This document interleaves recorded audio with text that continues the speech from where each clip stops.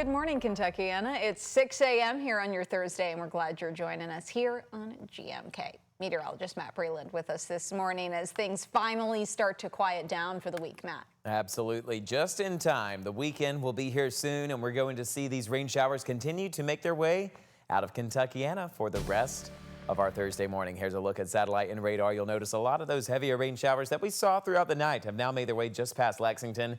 We're left behind with some lingering clouds. Those are still going to be around throughout the rest of our morning time. Also, a few lingering light rain showers still will be scattering across Kentuckiana through the course of the morning. But as we go throughout this afternoon, you can expect some changes to head our direction. But waking up this morning in the Louisville metro, we're still surrounded by a few of these lingering light showers. Those are still going to be around as we go throughout the remainder of the morning. But here's a live look across downtown. This is courtesy of the Shriners Children's Hospital in Lexington. Those temperatures ranging into the mid-60s. The cloudy skies still will be guaranteed throughout the rest of the morning until we head into the afternoon is whenever we'll start seeing those break apart. Hopping on the school bus soon, you'll be dodging a few of those showers with temperatures in the upper 60s. We'll warm up into the mid-70s throughout the later hours of the day on your way home. As we go throughout the remainder of our Thursday, I'm expecting the sunshine to head our direction by 12 p.m. That's going to really help break apart these clouds, along with the wind pattern changing to be out of the north. And that's going to help bring in the dry conditions. So we're shaping up to have a very comfortable evening for us across Kentuckiana. You can expect sunshine to be around until we head into the nighttime hours. That's whenever those clear and cool conditions will be arriving with us, starting off our Friday with temperatures in the upper 50s, lower 60s. More weather details coming up soon. Here's an update on traffic this morning. As of right now, everything's looking good to go across all of our major interstates into and out of the Louisville metro. If we have any slow spots, we'll let you know. Grace? Matt, thank you. We have an update for you this morning about a rash of vandalism at several cemeteries in Hardin County. The sheriff's office arrested 4 people after more than 24 reports of vandalism and theft. We're going to show you some of the damage now at one of those cemeteries, Elizabethtown Memorial Gardens. The sheriff's office says on Monday it found evidence of stolen and vandalized property at local scrapyards. Deputies arrested these 4 men from Radcliffe. They all face felony charges.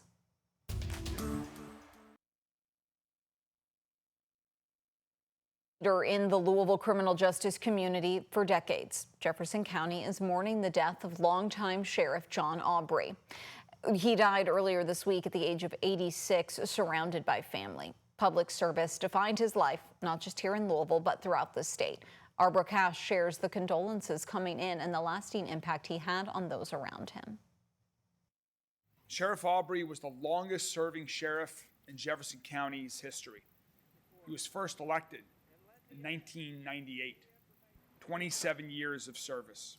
He spent a life in public service, dedicating a total of 55 years protecting his community. Sheriff Aubrey was also a colonel with the U.S. Army and a former chief of police with the Louisville Police Department before our cities and police departments merged. John Aubrey was a household name to those in law enforcement, spanning well beyond the borders of Louisville. From Bardstown, he's been a great friend and mentor. He always called us the young sheriffs. To Fleming County, Kentucky. He'll be missed in the state, he'll be missed nationally, and I certainly will miss him a great deal. Earlier this year, Aubrey was named Sheriff of the Year by the National Sheriff's Association, an organization he led in 2014. Louisville Mayor Craig Greenberg spoke about the day he was awarded the honor. I remember how he spoke about he encourages everyone that he works with to treat others right and to surround ourselves with people who do likewise. During his tenure, Aubrey led the sheriff's office to become the first in Kentucky to achieve accreditation. He also pushed for deputies to gain protections under the merit system and collective bargaining. Always concerned, I overwork the word thank you, but I don't think you can say that enough, especially if you've had a career like I've had, because you cannot do it by yourself. Sheriff Aubrey's legacy is one of service, leadership, and community impact. I'm just going to take a brief moment of silence for the passing of Sheriff John Aubrey.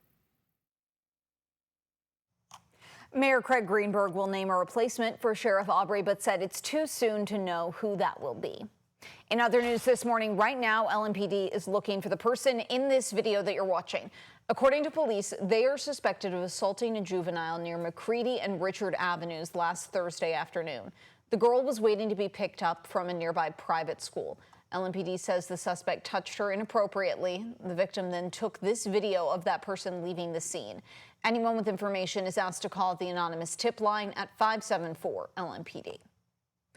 Louisville Metro EMS is rolling out a new service it says could save critical minutes in emergencies. Now, 911 operators can send callers a link through text where the caller can then upload a video or FaceTime of what they're seeing. It's been live for about a month. EMS Director Jody Myman says it can help their team gauge which situations are serious and require the most resources quickly. There's certain calls out there where callers may not be able to talk on the phone. So the video is going to help with that. An active shooter incident, a domestic violence incident, where they're not able to talk, give their location up, or because of the situation they're in. Officials also announced a new emergency services app called Lou Ready, saying it's a one-stop shop for resources and weather alerts. That's available now in the App Store. The Better Business Bureau of Greater Kentucky and South Central Indiana is warning of a potential scam involving an event that doesn't actually exist. The Melwood Arts Center alerted the Bureau to a website promoting an event there called Louisville Fashion Week, with tickets costing hundreds of dollars. Staff at Melwood say they have no knowledge of the event, and the BBB said it's likely a scam to rob people. Anyone who purchased tickets is advised to contact their credit card company or bank to file a fraud alert. Happening today, the NAACP is hosting a community forum with JCPS about school safety. Discussions will center around bullying, police presence, discipline, and trauma-informed care. The forum is at Perry Elementary tonight from 6 to 7:30. The public is invited to attend to hear from NAACP and JCPS officials. Well, Louisville is breaking rock festival records. That's according to Danny Wimmer Presents, organizers of Louder Than Life and Bourbon and Beyond. General Manager Chamie McCurry says 450,000 concert goers attended over both weekends. McCurry also said people came from all 50 states and more than 50 countries. Bourbon and Beyond alone brought local hotel occupancy to just over 80%. And money was made everywhere. Folks in nearby neighborhoods said they saw the economic boost, too. In our yard, we were pre-booking at $30 per day and sold out. And other neighbors sold anywhere from $20 to $40 per day. So, yeah, we made a few $1,000s.